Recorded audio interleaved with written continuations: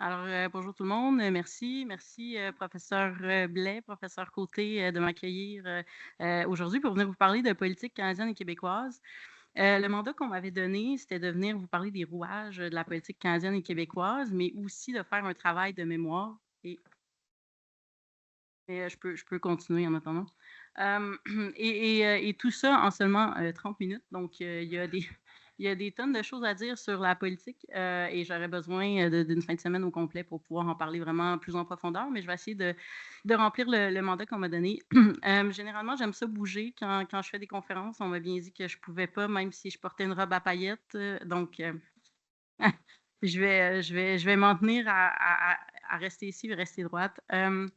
Donc, j'ai une proposition évidemment à vous faire pour aujourd'hui. Je vais essentiellement vous présenter les données de ma thèse de doctorat qui portait sur la relation qui existe présentement entre les partis politiques au fédéral et le mouvement LGBTQ+ au Canada. Donc, une thèse qui partait des années 1950 et qui remontait jusqu'à 2019.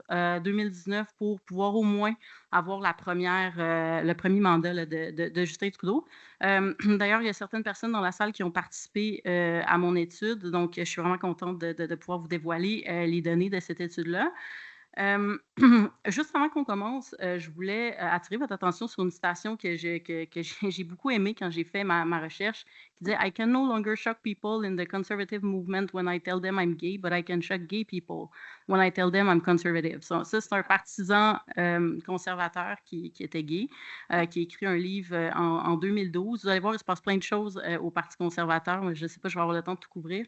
Mais ça montre à quel point il y a une relation complexe entre nos communautés et les partis politiques au fédéral. Je vais commencer rapidement en mettant quelques postulats de base pour qu'on se comprenne bien, puis aussi un constat qu'on pourra peut-être discuter à la fin. Donc, premier postulat, bien sûr, le mouvement interagit avec les partis politiques de manière soutenue dans le temps et dans l'espace depuis au moins 70 ans. Deuxièmement, le mouvement LGBTQ+ a décidé d'intégrer littéralement l'arène partisane au Canada et au Québec. Évidemment, vous comprendrez que ma présentation porte sur le mouvement qui accepte d'interagir avec les partis politiques. Donc, il y a toute une frange du mouvement qui est plus radicale, plus queer, je ne sais pas si je peux utiliser cette appellation-là, mais qui refuse de le faire. Mais ma présentation aujourd'hui, bien sûr, porte sur le mouvement qu'on pourrait qualifier de plus mainstream, si on veut, qui accepte de transiger avec les partis politiques, qui jouent le jeu. Et j'espère pouvoir être votre queer joy aujourd'hui, puisque vous allez voir que le mouvement LGBTQ+ a été extrêmement brillant à travers les années dans sa façon d'interpeller le politique, et c'est ce qui a permis de faire avancer finalement les causes. Quatrième postulat, mais ici, c'est davantage un constat, puis on va pouvoir en discuter à la fin de ma présentation.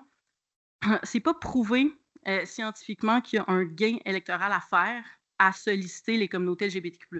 Pourquoi? Parce qu'on est diffus, si on veut, dans l'espace. On habite dans différentes circonscriptions. Et donc, c'est difficile pour les chercheurs de mesurer le gain électoral à nous solliciter. Par contre, ce qu'on est capable de dire, c'est qu'il y a un coût électoral à ne pas nous solliciter. Et je pense que la coalition Avenir Québec, en 2018, l'a appris à ses dépens quand François Legault a décidé, à titre d'exemple, de ne pas participer aux événements de la Fierté. Ça a fait les manchettes pendant une semaine. Clairement, ce n'était pas son objectif. Il y a eu un coût électoral, on pourrait dire, il y a eu un coût politique à ne pas se présenter à nos événements. Donc, je voulais mettre ça sur la table. Euh, merci. Donc, rapidement, ce qu'on va faire ensemble, c'est qu'on va essayer de comprendre un peu c'est quoi les mécanismes d'interaction entre le mouvement et les partis politiques. Les partis politiques sont parfois des boîtes à surprises, mais aussi parfois le passé garant l'avenir. Ils ont des modes de fonctionnement qu'on peut étudier puis qui peuvent nous aider à les approcher de manière plus efficace dans le temps et dans l'espace. Je vais bien sûr vous faire part des découvertes scientifiques qui sont issus de ma thèse. Puis là, c'est vraiment mon souhait, j'espère qu'on va avoir le temps. Je voulais parler de l'actualité politique, donc ce qui se passe au Nouveau-Brunswick, en Saskatchewan, en Alberta, mais aussi au fédéral présentement sur les questions LGBTQ+, tout ça en, il me reste pas tant, 20 minutes, grosso modo, puis une discussion ensuite. Super rapidement, donc j'aurais pu décider en fait d'étudier la relation mouvement-parti politique au Canada de toutes sortes de façons. J'ai décidé de le faire de deux façons, c'est-à-dire d'une part, je voulais étudier les stratégies que le mouvement LGBTQ+ a utilisées dans le temps pour approcher les partis politiques, mais ensuite, je voulais aussi voir comment les partis politiques répondaient à cette stratégie d'approche. Donc, ça, c'était mes 2 objets d'étude. Puis, je ne m'étendrai pas là-dessus, mais évidemment, ça faisait appel à une littérature qui était tout à fait dichotomique, puis qui n'avait pas l'habitude de cohabiter dans ce type de travaux de recherche. Méthode, juste pour que vous voyez les sources, là, j'ai fait 28 entrevues semi-dirigées avec des leaders du mouvement LGBTQ+, des politiciens et politiciennes, ça va être intéressant aussi, des staffers du personnel politique qui étaient out, qui ont joué un rôle quand même important dans l'histoire du mouvement LGBTQ+, et des partisans, donc des militants des partis. Je suis allée aux archives de Toronto, j'ai analysé tous les programmes des partis politiques fédéraux de 1950 à 2019, puis j'ai fait des recherches aussi non systématiques dans plusieurs journaux, juste des fois pour me remettre dans le bain. Je n'étais pas là dans les années 80, mais des fois en lisant Globe and Mail, ça me permettait d'avoir une mémoire un peu de ce qui s'était passé à ce moment-là. Je vais aller droit au but. Je ne vous parlerai pas de tous les signaux d'opportunité, mais juste de ceux qui nous intéressent. Ce que j'ai découvert dans ma thèse, en fait, c'est que le mouvement LGBTQ+, il poussait sur les partis politiques quand il y avait 2 signaux d'opportunité politique. Il y a 2 choses qui font que le mouvement va agir politiquement ou va se dire « OK, là, j'ai un bon moment, un bon timing pour pousser un enjeu X ». La présence d'alliés à l'intérieur des institutions, puis l'instabilité des alignements électoraux. La présence d'alliés, c'est majeur pour les communautés LGBTQ+, que ce soit le personnel politique qui travaille à l'intérieur des partis ou les députés qui sont, ou les députés out, en fait. Ça change la donne complètement pour le mouvement LGBTQ+. Et l'instabilité des alignements électoraux, on va y revenir à la prochaine diapo, mais on a tendance à penser qu'au Canada, on est relativement stable électoralement, donc on a une démocratie qui fonctionne, qui est stable, mais les alignements électoraux sont pas nécessairement stables dans le temps. On a vu beaucoup de partis politiques naître et mourir, et ça a un impact sur la façon dont le mouvement a décidé d'interagir avec les partis. Il existe une typologie des stratégies. Très, très, très rapidement, simplement vous mentionner qu'il existe 2 façons pour le mouvement, mais pour la majorité des mouvements sociaux, d'intégrer la politique partisane. La première, c'est celle que vous connaissez le mieux, une stratégie autonome, c'est-à-dire on va agir de l'extérieur. On va avoir des organisations qui vont être financées, mais on va agir de l'extérieur. Puis là, on va décider d'interagir avec des partis de toutes sortes de façons. La plus connue étant la multipartisane. Donc, on va dire, nous, on est un organisme LGBT, puis on accepte de transiger avec tous les partis politiques. L'idée étant d'obtenir des gains. On ne va pas se couper d'un parti en particulier. Stratégie intégrative, ça, c'est peut-être un peu l'élément déclencheur de ma recherche, c'est-à-dire que, puis je ne suis sûrement pas la seule à participer aux événements de la fierté. Quand on va aux événements de la fierté, il y a toujours des contingents NPD, LGBTQ+, Parti québécois, LGBTQ+, etc. Et donc, moi, je me suis intéressée aussi à cette stratégie intégrative. Est-ce que c'est payant politiquement de militer à l'intérieur des partis politiques et de le faire de manière partisane? Donc, ça, on va pouvoir en reparler. Toujours super rapidement, juste vous mentionner que les partis politiques vont bouger, vont réagir plutôt aux demandes des mouvements sociaux basés sur 4 grands facteurs. Là, je les nomme super rapidement. Vulnérabilité électorale, donc j'en parlais tantôt. Quand il y a des nouveaux partis qui arrivent, ça force les acteurs politiques à changer leur positionnement. La double militance, ça aussi, c'est intéressant. Donc, quand on a des gens qui vont à la fois militer pour le mouvement LGBTQ+, mais aussi militer, par exemple, pour le NPD ou Québec solidaire. Donc, ça, c'est un facteur qui va changer la réponse des partis. La cohérence identitaire, super intéressant au Canada. Donc, on a tendance à penser que parce qu'on est un parti de gauche, on va être plus proche des mouvements sociaux. Mais ce qui est intéressant avec le cas canadien, c'est que ce n'est pas nécessairement le cas. Je pense que le cas de Justin Trudeau, par exemple, puis du Parti libéral pourrait être nommé en exemple. On pourra en reparler dans la période de questions. Super rapidement, perméabilité à l'électeur médian, c'est la fameuse, ça c'est un terme scientifique, là, mais c'est la fameuse majorité silencieuse. Nos politiciens ont l'impression qu'il existe un électeur médian ou une majorité silencieuse et qui ils tentent en fait de répondre à ou d'aller chercher plutôt cet électeur. Ils ont toutes sortes de façons là, de mesurer comment pense cet électeur médian. Mais sur la question LGBTQ+, par exemple, ça peut clairement structurer la réponse des partis politiques. J'espère qu'on va avoir le temps d'en parler quand on va parler, par exemple, du cas du Nouveau-Brunswick. Je vais passer rapidement. Je voulais juste vous montrer à quel point ça avait bougé dans le temps, par exemple, au fédéral. Je parlais de vulnérabilité électorale. juste un exemple, Parti progressiste conservateur qui est rentré en grande majorité dans les années 80 avec 255 sièges à l'Assemblée nationale. 4 ans plus tard, 2 sièges. Et c'était la mort du parti. Donc, il se passe des choses au Canada de vraiment intéressants qui rendent nos partis politiques, disons, plutôt vulnérables. Je vous ai mentionné que j'avais étudié les programmes des partis électoraux, donc j'avais le goût de venir vous montrer un peu ce que j'avais trouvé. C'est super intéressant de voir que le premier parti politique au fédéral qui a abordé la question ou les questions LGBTQ+, dans ses programmes électoraux, c'est le Parti libéral, sous Jean Chrétien, en 1993, qui s'était lui-même dit très peu ouvert aux enjeux des gays et lesbiennes à l'époque. Donc ça, c'est un fait intéressant à noter. Sur son projet de loi, puis je n'aurai pas le temps de m'étendre là-dessus, mais c'est un projet de loi pour mieux former les juges aux crimes haineux. Il l'a fait dans un projet de loi omnibus et il a forcé tous ses députés à voter en faveur de son projet de loi en 1993. Ensuite de ça, à partir de 1997, on voit que le NPD a toujours été vocal sur les enjeux LGBTQ+. Et ce qui est intéressant avec le Parti libéral, j'attire votre attention là-dessus, c'est que entre 1993, où Jean Chrétien fait une promesse, il ne se passe absolument rien jusqu'en 2019, et Justin Trudeau, en 2015, et son équipe, en fait, le Parti libéral, avait aucun engagement électoral qui concernait les communautés LGBTQ+. Par ailleurs, ça ne les a pas empêchés d'agir sur les questions LGBTQ+, ce qui nous fait dire que c'est peut-être pas une mesure parfaite, l'analyse des programmes électoraux, pour voir un peu comment les partis politiques agissent. Mais bon, vous le savez, là, il y a toutes sortes de mesures. Des fois, on voit que certains partis politiques vont remplir 20%, 30% de leur engagement électoral. Donc, ce n'est pas non plus une si grande surprise. Il me reste une dizaine de minutes. Puis je veux vraiment qu'on parle de ce qui se passe au Canada. Donc, je vais aller rapidement. Ce que j'ai découvert en termes de stratégie de la mobilisation, c'est qu'elle a bougé dans le temps. Donc, dans les années 1970, ce ne sera pas une grande surprise pour vous de savoir que la stratégie la plus efficace, c'était le coming out.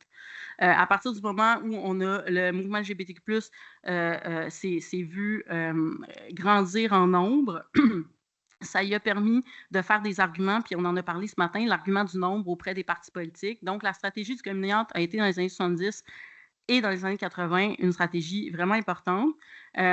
Il y a eu d'autres stratégies, l'éducation populaire dans les années 60, je passe. Mais à partir de la décennie 1990, ce qui est vraiment intéressant de noter, c'est que le mouvement va décider de transiger avec tous les partis politiques, incluant le Parti conservateur.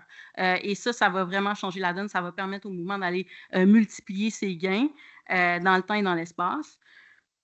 Ce que mes entrevues ont démontré aussi, c'est qu'avec Justin Trudeau, il y a comme eu un genre de changement de stratégie, c'est-à-dire que oui, on va continuer à interpeller les autres partis, mais le parti au pouvoir est tellement, puis je vais mettre en guillemets, ouvert sur les questions LGBTQ+, que ça devient moins intéressant d'interpeller les oppositions, moins intéressant d'utiliser des stratégies avec les oppositions, puis on décide davantage de simplement interpeller le cabinet de Trudeau.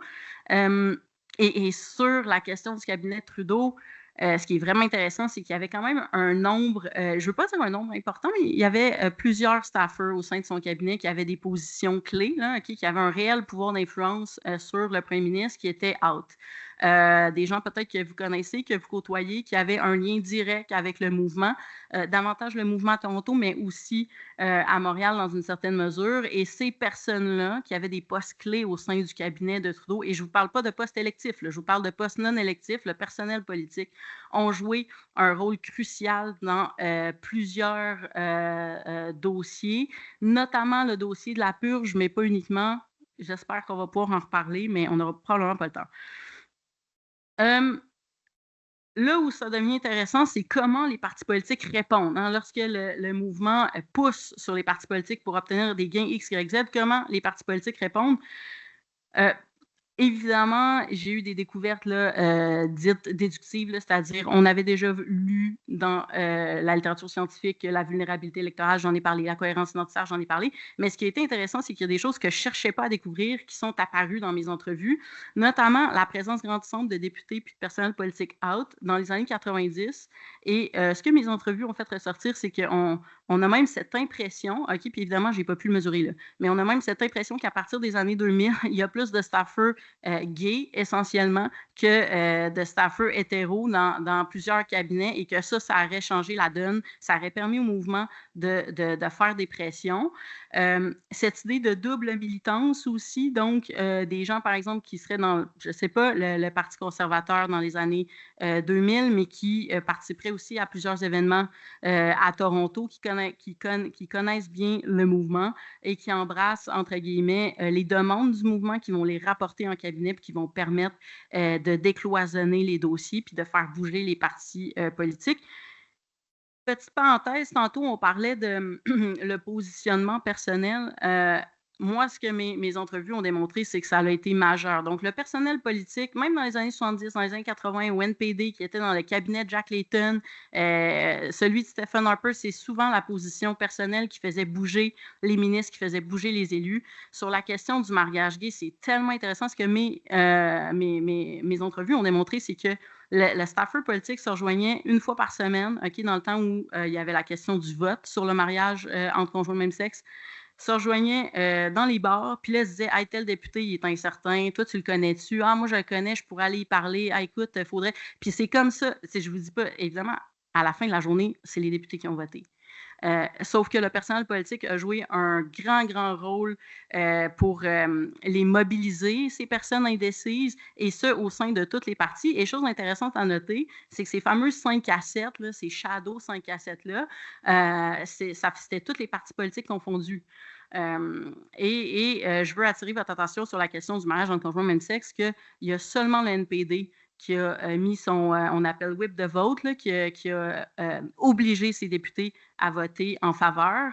Tous les autres partis politiques, incluant le Bloc québécois, le Parti libéral, le Parti conservateur, ont dit à leurs députés, vous pouvez voter selon votre conscience. Et donc là, le rôle du personnel politique pour les convaincre de voter en faveur du mariage gay et lesbienne à l'époque a été extrêmement, comment je pourrais dire, un rôle clé, finalement. Donc ça, c'est quelque chose qu'on ne savait pas, mais que mes entrevues ont permis de montrer.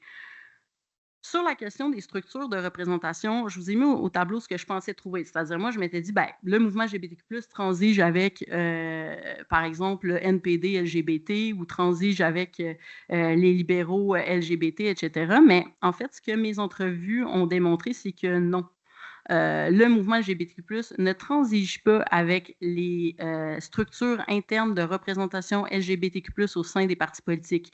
Il y a une tentative des gens à l'intérieur de ces structures-là de transiger avec le mouvement, mais ce n'est pas une relation réciproque.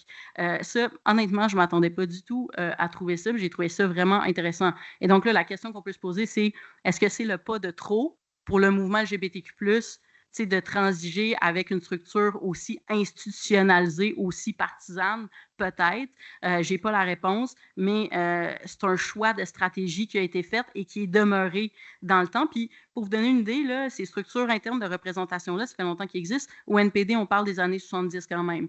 1972, si je ne m'abuse, en Ontario, puis après ça, au fédéral. Et pour le Parti conservateur, on a souvent l'impression qu'ils sont, comment dire... à la remorque sur les questions LGBTQ+, le plus gros party LGBTQ+, au Canada, c'est fait par le Parti conservateur. Ça s'appelle le Fabulous Blue Tent. Ils montent une tente une fois par année, ils se réunissent, puis il paraît qu'il se passe toutes sortes de choses là-dedans. J'ai plein d'anecdotes à vous raconter tirées de mes entrevues, mais c'est filmé, donc on va en rester là. Je n'aurai pas le temps de faire le constat sur les 30 dernières années. Je veux juste attirer votre attention sur le fait qu'il y a une institutionnalisation puis une professionnalisation du mouvement LGBTQ+, qui se fait en même temps que les partis politiques.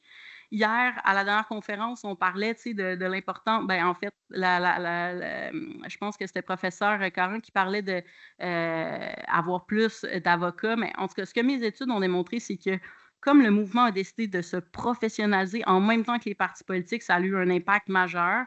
La stratégie judiciaire, elle peut être critiquée, bien sûr, mais si on regarde l'histoire du mouvement LGBTQ+, ça a toujours été une des stratégies les plus efficaces pour obtenir les gains quand les partis politiques ne répondaient pas. Bien sûr, des fois, on n'a pas besoin de se rendre là, puis ma thèse ne portait pas sur les stratégies judiciaires, mais c'est important de garder en tête que ça a un effet. Il me reste 3 minutes. C'est vraiment pas beaucoup. Je saute le Québec. On pourra en parler plus tard, I guess. de toute façon, c'est rare qu'on parle de politique fédérale, donc je trouvais ça intéressant de parler de ça, mais on va reparler du Québec, j'imagine, en la période de questions. Rapidement, qu'est-ce qui se passe au Canada? Nouveau-Brunswick, un cas ultra intéressant. Parti progressiste conservateur du Nouveau-Brunswick qui a défait sa propre politique. Donc, moi, c'est mon côté analyste. J'attire votre attention là-dessus. Une politique qui, comment dire, assurait une certaine sécurité pour les personnes, les enfants trans, les mineurs trans dans les écoles. C'est sa politique qui a défait 2 ans, 3 ans plus tard parce qu'il faisait. J'ai presque fini. Vous m'avez tellement stressé, Isabelle. Elle m'a dit qu'elle allait sortir le fouet. Puis moi, pour moi, c'était plus dissuasif. Isabelle Côté qui sort le fouet que Barbada. Mais bon. Donc, on va revenir au Nouveau-Brunswick. Donc, ce qui est intéressant avec le Nouveau-Brunswick, c'est que le Parti progressiste conservateur a fait le pari, OK, qu'il allait avoir un gain électoral à déposer sa politique, en fait, à revenir sur sa politique 713. Et ce qui est super intéressant, c'est qu'il y a eu un coût électoral. Donc, j'en parlais au début. Le Parti progressiste conservateur a perdu ses élections, puis il a fait le pari qu'il pouvait faire ses élections sur les enjeux trans. Il a perdu ses élections. Donc, j'avais dit que je serais votre queer joy aujourd'hui. Donc, il y a de l'espoir. C'est une leçon, je pense, que le parti de Poilievre, Parti conservateur du Canada, vont, je ne sais pas ce qu'ils vont en faire, mais en tout cas, c'est là. C'est sûr qu'ils vont l'analyser. En Alberta, un peu moins rose, OK, parce que le United Conservative Party, en ce moment, est un gouvernement majoritaire. Il vient juste d'avoir un vote de confiance sur la première Danielle Smith, un vote de confiance qui est passé, je pense, à 91, je regardais avant, 91-92 %, donc une majorité très forte. Sa politique régressive sur les communautés trans va probablement passer. Par contre, est-ce que le gouvernement va gagner ses prochaines élections ou va se faire défaire sur cette question-là? Faudra voir. Saskatchewan, même chose, toujours sur les enjeux trans. Ils ont fait appel à la clause dérogatoire. Il y a eu une injonction. On est en attente du jugement de la Cour. Donc, pour l'instant, c'est un peu stagnant, mais c'est quand même drôle. Ben, c'est pas drôle, en fait, c'est zéro drôle, mais c'est quand même ironique, c'est plutôt le terme, de voir qu'on essaie, on casse du sucre sur les communautés trans en particulier. On pense que c'est payant électoralement. Mais il faudra voir dans le temps si au Canada, c'est vraiment payant. Puis j'en parlais ce midi, mais moi, ce que j'ai envie de vous dire, puisque les études démontrent, puisque mon analyse démontre, c'est que oui, on peut se faire élire, OK, en disant qu'on est anti-woke, en disant que ça n'a pas de bon sens ce qu'on fait avec les enfants trans, etc. Mais de là à déposer un projet de loi, je pense que c'est peut-être le pas de trop pour les électeurs, les électrices. En tout cas, j'aime penser que c'est le pas de trop. C'est ce que nous apprend l'histoire du Nouveau-Brunswick. J'espère que c'est ce que M. Poilievre va tirer aussi comme leçon. Là, j'ai 31 minutes 40. J'ai pas trop le temps de vous parler de Pierre Poilievre. On pourra peut-être le faire à la période des questions. Mais je voulais vous laisser quand même sur une note positive, c'est-à-dire, je pense, jusqu'à date, à tout le moins, puis quand on regarde 70 ans d'histoire, OK, pour le mouvement LGBTQ+, c'est pas payant électoralement de faire des lois qui sont régressives. C'est payant électoralement de faire les lois qui font avancer. Alors, je vous laisse sur ces paroles.